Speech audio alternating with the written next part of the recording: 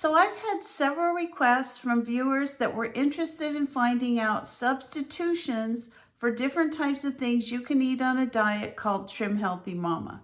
So I actually have been doing this diet for over a year. I've lost over 65 pounds now, and I substitute all the time. Now I'm going to tell you some of the things that work, some of the things that don't work, and a secret hack that I use all the time to kind of help me with those substitutions. So one of the first things that I do is I have made a little cheat sheet that I leave on my refrigerator. Most of the meals that I do on Trim Healthy Mama are either the S meal or the E meal. I don't do a lot of those other things, the fuel poles and the snacks and all that kind of stuff. I really try to stick to these two things just to keep the diet simple, because it can be really confusing. I don't think it's a real user-friendly diet until you've been doing it a while and kind of figure out what works for you. So I start off with a cheat sheet. You can make that yourself. Just, go online and see what a Trim Healthy Mama S meal is. I've just typed this up and printed it out on my printer. So the next thing is, in the starter book, it tells you in the back of the book all the different things that you can have for an S meal, for an E meal. Now, the book itself is going to tell you about the plan, and then it's also going to give you lots of really good recipes. And many of these, almost all these recipes actually, I have made myself. So you could look online, you could get the book, you could do all kinds of things. But in the back of this starter book, now this is supposed to be the 50 best starter recipes. It kind of goes over the plan in a nutshell. But the thing I really like is that in the back of the book, it's got the cheat sheets for the different things. So say, for example, you're making an E meal for dinner, and you're not exactly sure like what you have or if you have the right things. They have something called an E cheat sheet. So in this cheat sheet, it tells you the meats that you can have. It tells you how to build your meal. It also tells you what kind of vegetables you can substitute. So if a recipe has, say for example, it has cauliflower that it calls for, and you're not somebody that likes cauliflower, well, this will actually tell you what you can have for a fruit or a vegetable or something like that that you can substitute. So, in this particular situation, if we were substituting this as an E meal, maybe you didn't want to have, I don't know, I can't think of what it would be, but maybe say you don't like sweet potatoes.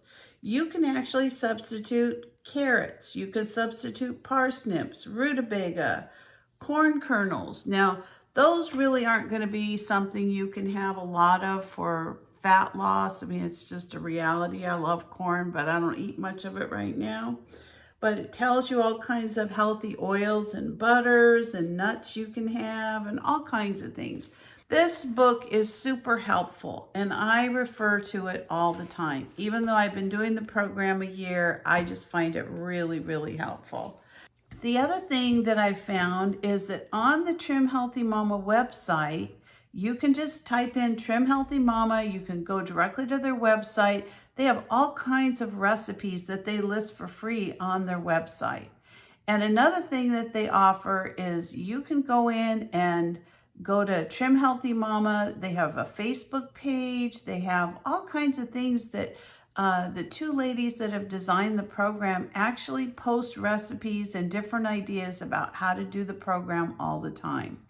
So these are some of the things that I substitute personally all the time. So they call for a sweetener called Gentle Sweet. And it's basically a stevia mixed with, I think it's the erythritol. I'm not really a stevia fan. I grow it in my garden and I make it into like a, kind of a liquid so that I can use it to cook with sometimes. But I don't really use it in my coffee or baking or things like that I'm eating personally. So I really prefer monk fruit. I think it's as close as you can get to sugar that anything is out there. I think it's really sweet. It's very comparable in the taste. It doesn't give you that weird, funky aftertaste that you get from stevia. I think Splenda is just downright unhealthy. I don't know. I like Splenda the best, honestly, but it'll give me an instant migraine. And so I do have aspartame occasionally, like in sodas. They pretty much put it in those, but I don't drink a lot of soda. I actually drink more of the sparkling waters. And then I have, different kinds of teas and things that I make myself at home. I prefer monk fruit, and I substitute for that for my sugar substitutes almost in everything that I make. Now, I'm also not real legalistic about the diet. I want to lose weight, and I work really hard at putting healthy meals together and trying to eat lots of vegetables and all the things that it tells you to do. I do all those things. But if I want to have a 2% cottage cheese versus a 1% cottage cheese, I have it. I don't consider that a big deal. I'm still losing weight, and I'm, taking my time. I figure if I can lose a couple of pounds a month, by the time I'm here next year, I should have my weight off. And so if I have some time, a week or two or even 3, that I don't have weight loss, I don't worry about that either. I know that it's going to come if I just stay consistent and I continually keep doing the plan. So I try to make sure that if they're telling you to eat this, this, and this on a diet, that I stay as close to that as I can. One of the things that I started doing a couple of months ago is that I take other diets and try to make them more Trim Healthy Mama, kind of fit into those numbers. So I actually have like a nutritional calculator that I've put on my desktop computer, and I think I've shared it with you in the past if you've seen it. They have all kinds of free ones on the internet. If you just put in nutritional calculator or nutritional analyzer, it'll tell you after you put the items for your menu in the computer, it'll say, okay, this is how much fat, this is how much protein. So if I'm over on the fat or I'm over on the carbs, I just start substituting and taking off. And I've actually been able to take some Pioneer Woman recipes, some recipes out of my low-fat cookbook, all kinds of different things. And I'm making recipes that fit into the guidelines that I want to use to continue to lose weight. Now, for me personally, I'm still not eating white rice. I've put a little bit of brown rice in a few things. I know they say you can have it now, but I'm opting not to go with rice. I'm not really eating any noodles. If I do have a recipe that calls for noodles, at this point, I'm putting in spaghetti squash. I love spaghetti squash. And if I make something that's a spaghetti related meal, I usually bake a spaghetti squash. Now I grow them in my garden, so I have them for quite a while. I don't even have to buy them at the store, but half of the year I do buy them when I run out of them. And all I do is cut them down the middle. I break them open. I scoop out the seeds and that inner stuff that you have in the squash. And I just put a little bit, like I'm talking like maybe a teaspoon of olive oil on a piece of plastic. I just rub down the spaghetti squash.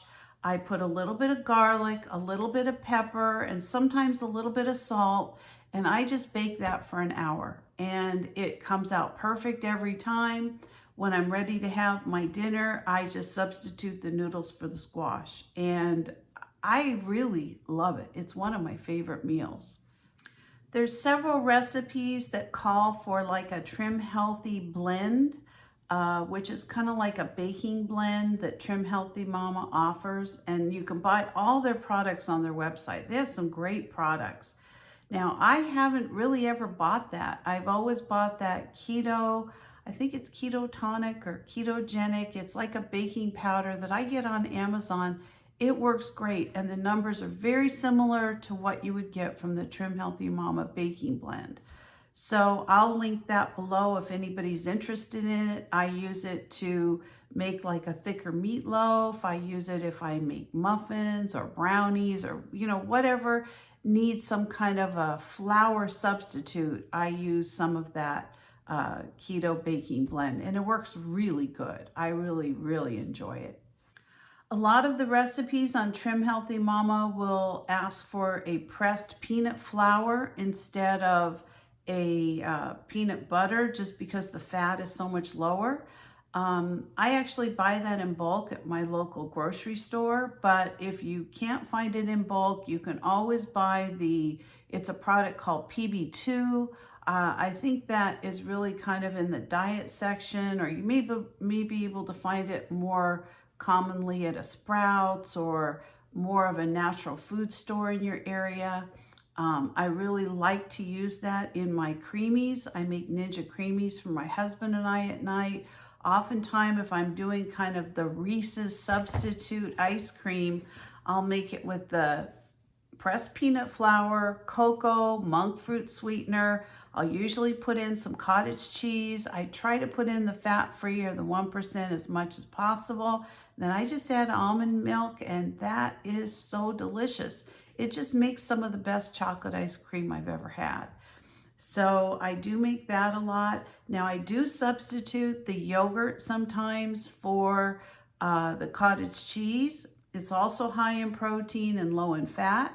I get the plain unflavored yogurt, or sometimes I'll take those flavored Oikos yogurts. Now they're not a sugar product. They're definitely sweetened with an artificial sweetener, but they're very good in a creamy or something like that.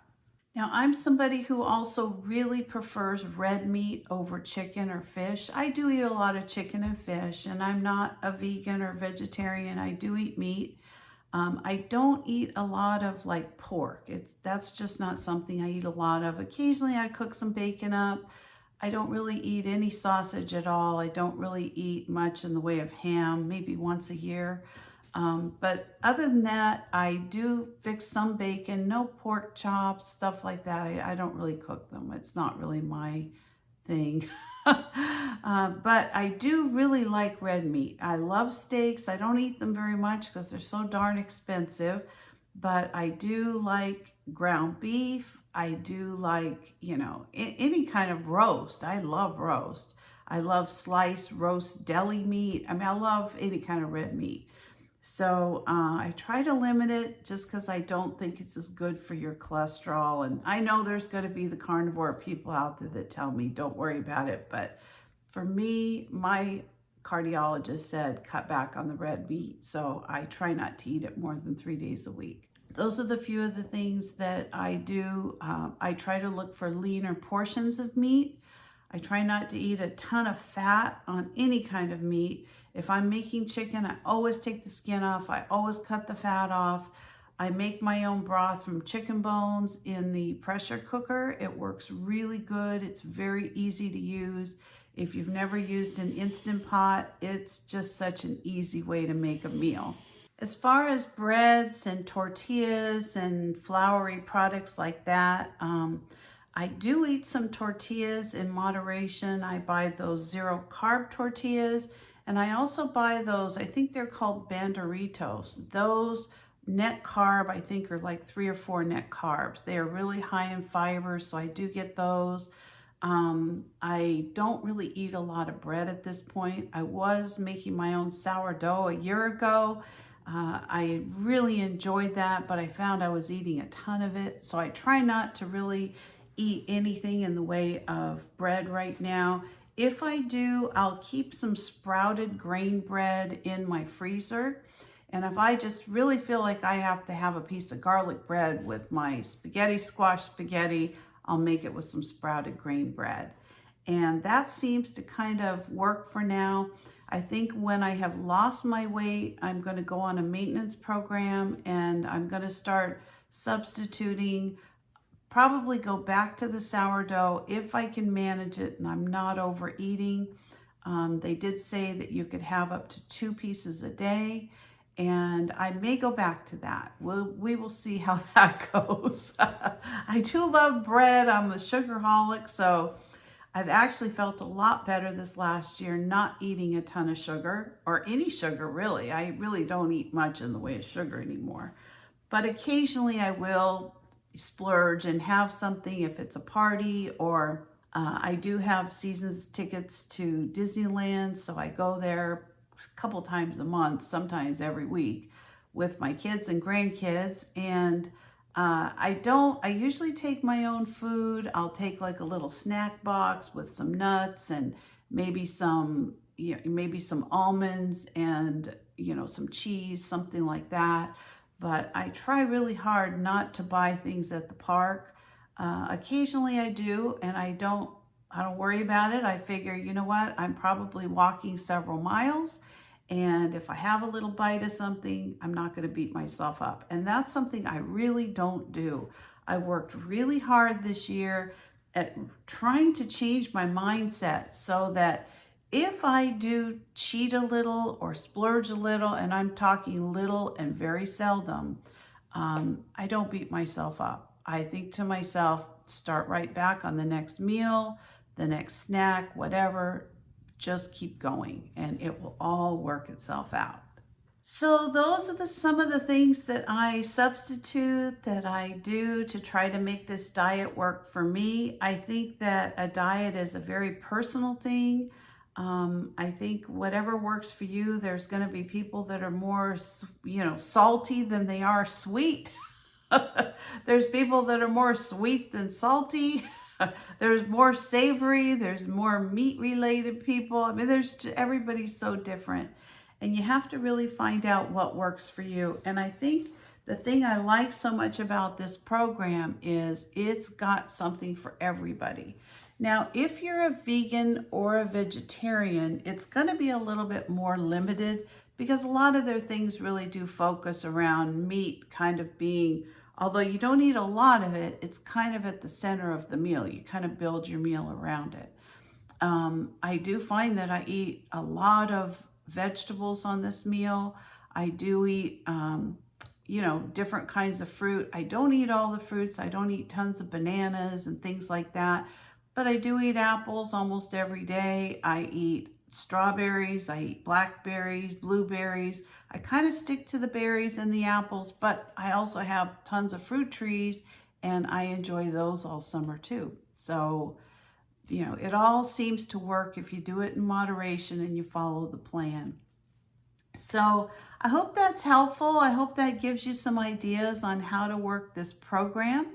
And if you're interested, I'm going to go ahead and link all of the books down below. I think the starter book, if you've never done the program, is the one to start with. It goes over everything. It gives you the plan in a nutshell, lots of their most popular different recipes, and then at the back it gives you exactly what you can substitute for every kind of meal you're eating.